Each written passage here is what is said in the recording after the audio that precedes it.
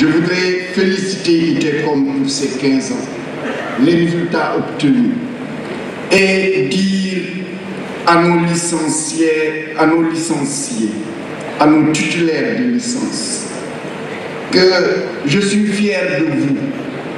Je suis fier de vous parce que le président de la République, M. Macky Sall, vous a offert une chance en 2012-2013, qui est de dire tout bachelier qui en fait la demande, l'État lui proposera une orientation. Et vous avez saisi cette opportunité et vous avez réussi. Je vous félicite. Alors moi je dis, il y a 4 choses pour moi, c'est la famille, ce sont les études, c'est le travail et le destin. Destin dans lequel se sont entremêlés beaucoup d'hommes et de femmes qui ont joué un rôle dans ce que je suis aujourd'hui. Le destin a beaucoup joué. Ma famille. Moi, je suis orphelin à 1 an et demi. Je ne connais pas mon père. C'est ma grande sœur qui connaît mon père. Elle avait 4 ans de plus que moi. Elle a eu quelques vides. J'ai été éduqué par mon oncle et ma mère. Et dans des familles qui vivaient comme vivent la majorité des Sénégalais. Pas avec beaucoup de moyens. Et dans cela, ma mère a joué un grand rôle. Le professeur a souligné que j'écris de temps en temps. Certains l'appellent poème, moi je ne sais pas si ça s'appelle comme ça. Est-ce que ça a le mérite? J'ai un que j'aime beaucoup, je vous lis le début, qui traduit une réalité que j'ai vécue. Quand le ciel s'illumine, que la fraîcheur enveloppe la nature de rosée et que l'aurore furtive s'installe, voici que cachée sous un arbre, maman, enveloppée de pagne, toujours aux belles couleurs écarlates, tu m'apportes un morceau de pain beurre que j'ai hâte de me blottir dans tes habits au parfum de première pluie. Petit galopin turbulent, chapon tout doux et docile, dans mon nid de tissu coloré, maman, mère des orphelins, resterait-il une seule mère au monde, que ce serait toi, Yaïm.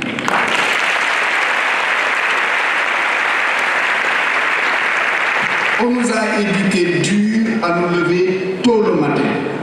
J'ai gardé cela. Quelle que soit l'heure à laquelle je me couche, à 5 heures, je suis debout. Et ça a été l'école coranique, ça a été tôt le matin aller arroser le jardin avant d'aller à l'école, etc. J'en ai gardé aussi un autre texte, le matin. Rouvrir des yeux lascifs l'aurore, lorsque les oiseaux en chœur gazouillent, et les premiers talibés réveillés fouillent des poubelles vomissant une multitude de flore. Le matin porte une lourde corvée divine qu'adoucissent la rosée et la brise marine qui dégagent et embaument les narines et les corps se remplissent d'ondes positives. Les veilleurs de nuit engourdis et les filles de joie, eux aussi participent à la symphonie génie. L'aube lève un éclair de voile sur cette vie impudique que la nuit soustrait du regard inquisiteur et froid.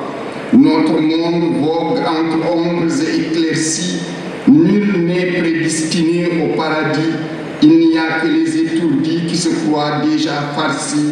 Notre humanité n'est plus qu'un Éden verdi. Merci. J'étais à l'école par chance. Là aussi, c'est le destin. Puisque en 1963, l'école primaire de Dakar Bango était dans le camp militaire. Et n'y allaient que les enfants des officiers et des professeurs du Britannique militaire.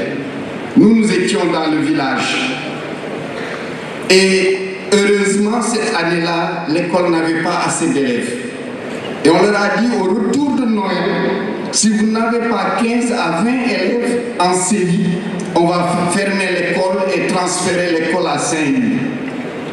Et ils ont pensé au village qui était à côté. Ils sont allés voir l'école coranique. Et ceux qui avaient 5 ans, ils sont débrouillés pour leur donner 6 ans ou 7 ans. Ceux qui avaient 8 ans, 9 ans, ils sont débrouillés pour leur donner 6 ans, 7 ans. Et c'est comme ça, au retour des vacances de Noël, nous sommes allés à l'école.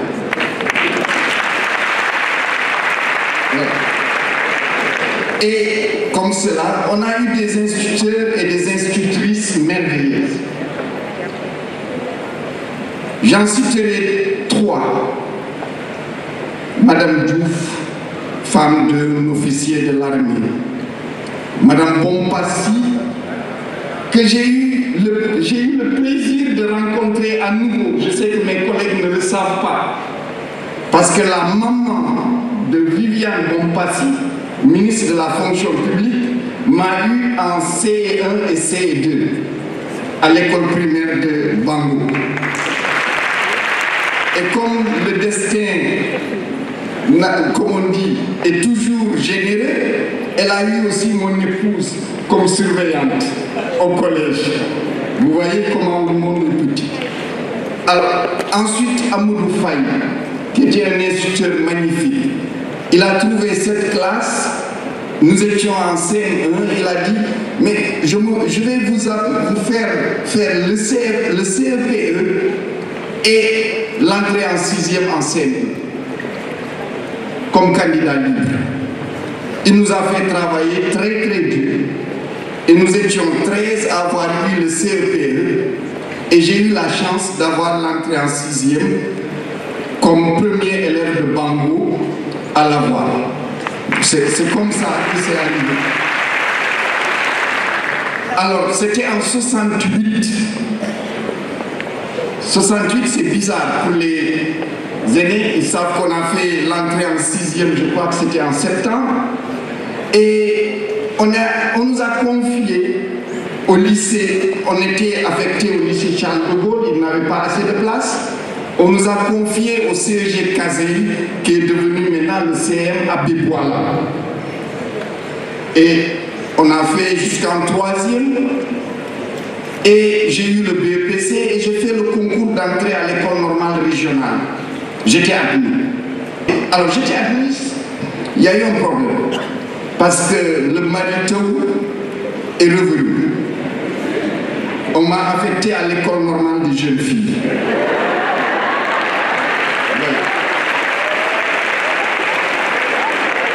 Alors, au lieu d'être un problème, ce fut une chance. Parce qu'après moult tractations, ils ont dit, ok, on va le garder à Saint-Louis, parce que l'école normale régionale de Saint-Louis était en construction et elle devait démarrer au mois de janvier. Donc on le garde à Saint-Louis. Alors, vers mi-novembre, donc je vais à l'école normale régionale. Pour ceux qui connaissent Ndartout, ils savent que pour aller à l'école normale régionale, il faut passer devant le CEG Kazéi.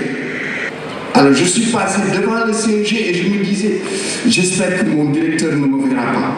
J'espère. Et comme Dieu fait, devant la porte, tac, Daouda Keïta est sorti. C'était mon directeur. Il me dit, Marito, qu'est-ce que tu fais? Alors tu es à De Gaulle. J'ai dit, ah, monsieur le directeur, non, je veux aller voir, est-ce que l'école normale régionale a démarré? Il me dit, qu'est-ce que tu fais à l'école normale? Viens. Il avait une vieille amie 8, il m'a mis dedans. On est allé voir le proviseur de De Gaulle. Il lui a dit, écoute, celui-là, c'est celui que vous vouliez prendre quand il était en 5e et j'ai refusé. Maintenant, il veut devenir instituteur. Mais il n'a qu'à avoir son bac d'abord. C'est comme ça qu'on m'a emmené à la seconde C1, C2, C'3, C5 au lycée Charles de Gaulle. Et voilà, après c'est les classes prépa. Mais j'avais quand même quelque chose que je voulais faire, c'est les mathématiques. Moi, Dès l'école primaire, les maths, c'était mon affaire. Et j'avais une dame que j'aime bien, c'était Maïmouna Boy, qui travaillait chez nous à l'époque, parce que mon oncle était chauffeur, et il était chauffeur dans l'administration, le service des eaux, ça s'appelait comme ça. Et elle avait été à l'école, et quand je rentrais, elle me mettait plein d'opérations sur l'ardoise. Et je faisais les calculs le plus rapidement possible. Donc j'ai appris, j'ai dit, je veux devenir mathématicien. Donc quand je suis allé en France, j'ai fait maths sup, maths spé. J'ai réussi à Centrale et les ENSI, mais je n'ai pas réussi à l'école normale supérieure parce que c'est ce que je voulais en mathématiques. J'ai dit que je vais choisir l'école qui va me permettre, en même temps de faire l'ingénierat, de faire des maths. C'est comme ça que j'ai été à Toulouse faire l'ENSET, l'École nationale supérieure d'électronique, d'électrotechnique, d'hydraulique et d'informatique de Toulouse, dans la section électrotechnique, et ça m'a permis de faire licence, maîtrise et DA de maths. Alors je vais vite, quand je suis rentré, j'ai été accueilli par deux personnes. Le professeur Doudou Sahir Thiam et le professeur Maguette Thiam. J'ai dit au professeur Doudou Sahir Thiam, écoutez, moi je veux faire une thèse. Sahir me dit, tu veux faire une thèse? J'ai dit oui, je vous donne un sujet. Il m'a donné tout de suite un sujet. Il m'a encadré, j'ai fait avec lui une thèse de 3e cycle. Et ensuite, quand j'ai terminé, j'ai rencontré une autre personne, Ousseynou Nakoulima. Ousseynou faisait des équations aux dérivées partielles, quelque chose d'assez bizarre. Et ça m'a plu, j'ai lu, ça m'a plu, et j'ai commencé à lire tous les livres autour de ça. J'ai déposé une demande de bourse pour faire ma thèse d'État. Et là encore le destin, le professeur Ibader Thiam venait de décider que les subventions de l'UNESCO allaient être données aux enseignants qui vont faire leur thèse d'État ou terminer leur thèse. Et c'est comme ça que le professeur Ibader Thiam m'a offert une subvention qui m'a permis d'aller faire les 6 premiers mois de ma thèse d'État de mathématiques en France. Et je suis revenu avec l'ouverture de Saint-Louis et j'ai décidé d'aller à Saint-Louis pour participer à la construction de cette université.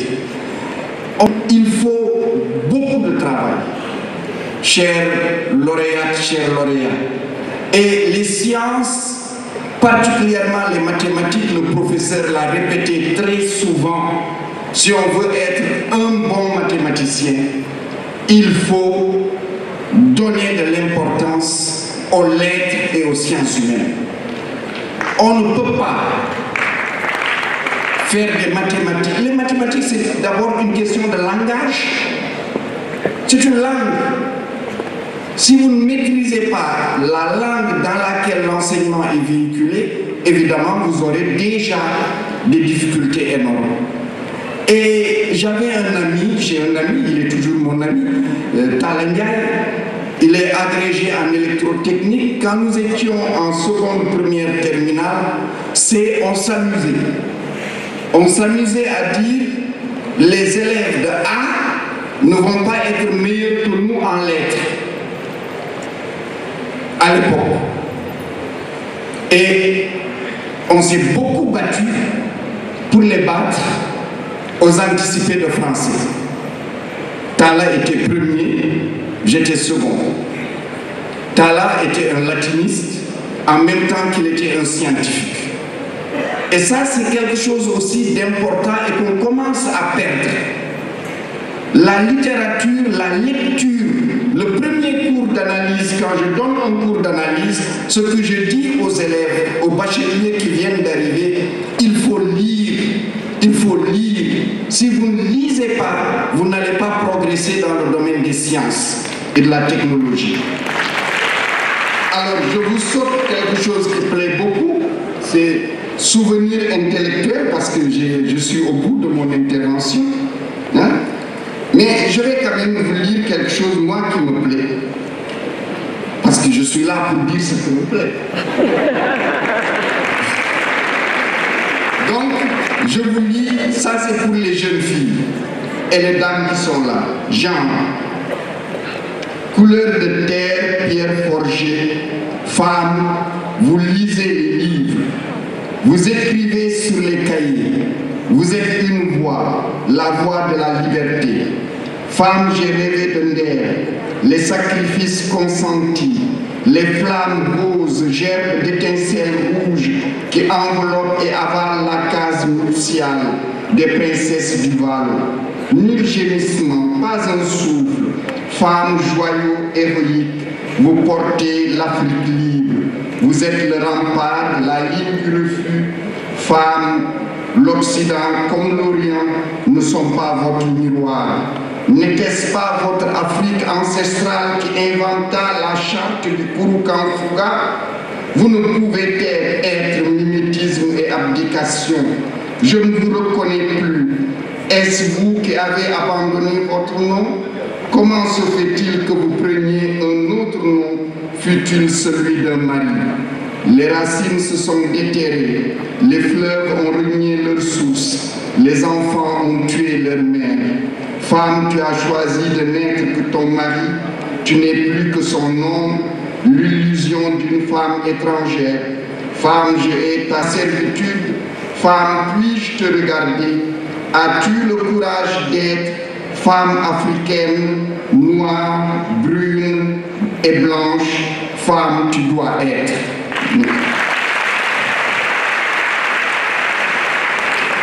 Alors dans cet élan, j'ai écrit « Mon pays se réveille ».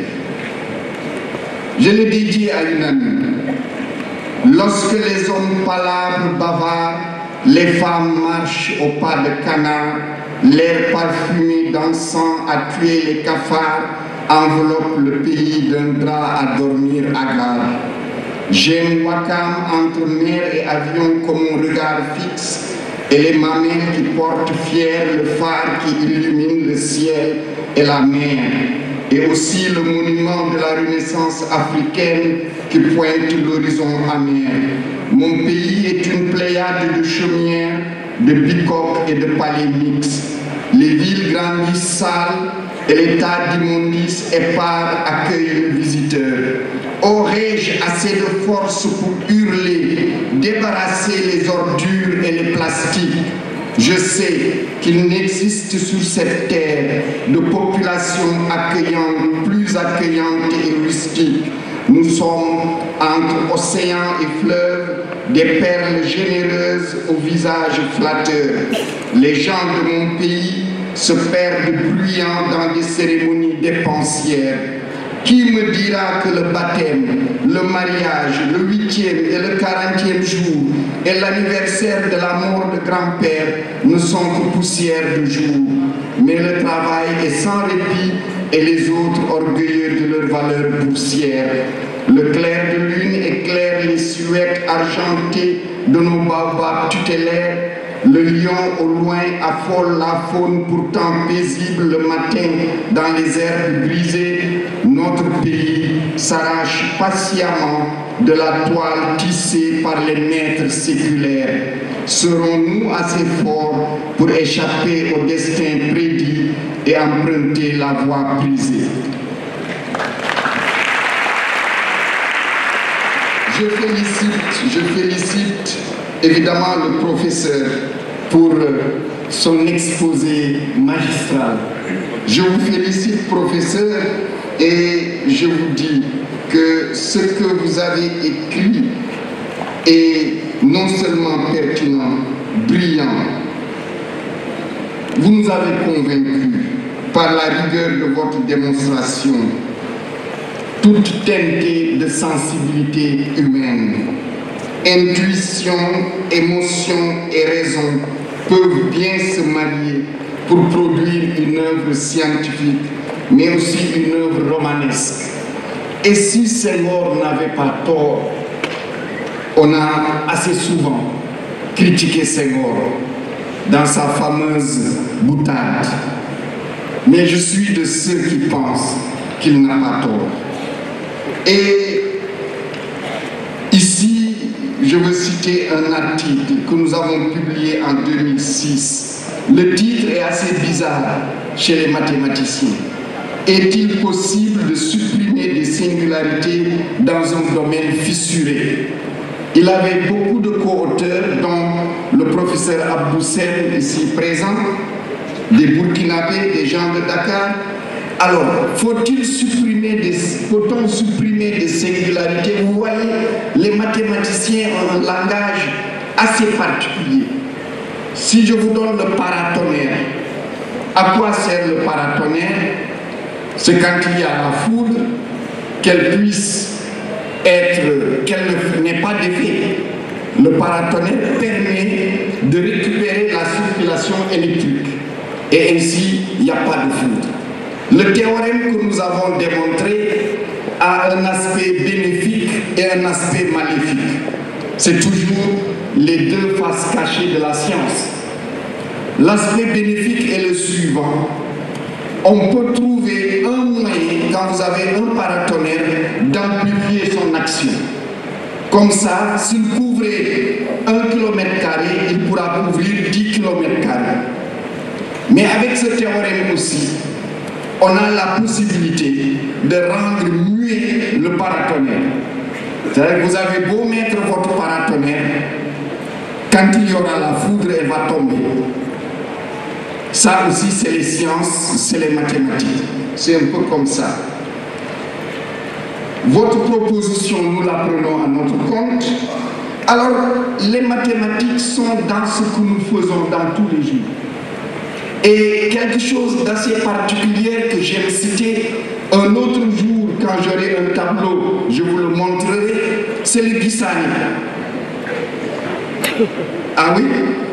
Je pense qu'il y en a pas mal qui ont été voir un Gissani, même si notre religion l'interdit. Hein? Il y en a qui n'ont jamais été. Ah, attention, hein, on nous regarde. Alors, les figures du Gissani, il n'y a que des mathématiques. C'est du calcul binaire, c'est-à-dire qu'on fait 1 plus 1 et on reste avec des 1. C'est du calcul matriciel parce que vous avez des colonnes. C'est des transpositions de matrices, ainsi de suite. Et c'est des probabilités. C'est exclusivement ça, le Gissani. Le reste, les gens ont donné des sens aux figures et il faut les lire et les articuler. Mais il ne faut pas que quelqu'un vienne me voir après. Alors je vais terminer en vous lisant juste un poème qui résume un peu mon état d'esprit. Je l'ai intitulé « Engagement ». La parole forte et absolue s'élève, les nuages d'indécision s'évanouissent, mon cœur s'attendrit au son de mon Afrique qui se lève, et ma voix communie avec des chansons qui me réjouissent. Y a-t-il pire que l'hésitation des élites et la peur née d'un renoncement coupable? Nous sommes les enfants d'une terre arabe, l'humus généreux, seul notre charrue est petite. Personne n'imagine nos messies aller au paradis, et bientôt, ils seront des milliers nos prophètes sacrés, et la terre à l'unisson célébrera notre Afrique consacrée, l'extase d'un soir de combat victorieux et le peuple ragaillardi. Ai-je chaque jour la main à l'ouvrage, l'effort dans la constance, le courage d'exister et la témérité du refus de la soumission. Ouvrir large les fenêtres d'espérance sans aucune permission et enfin oser construire notre Afrique en toute impertinence. Je vous remercie.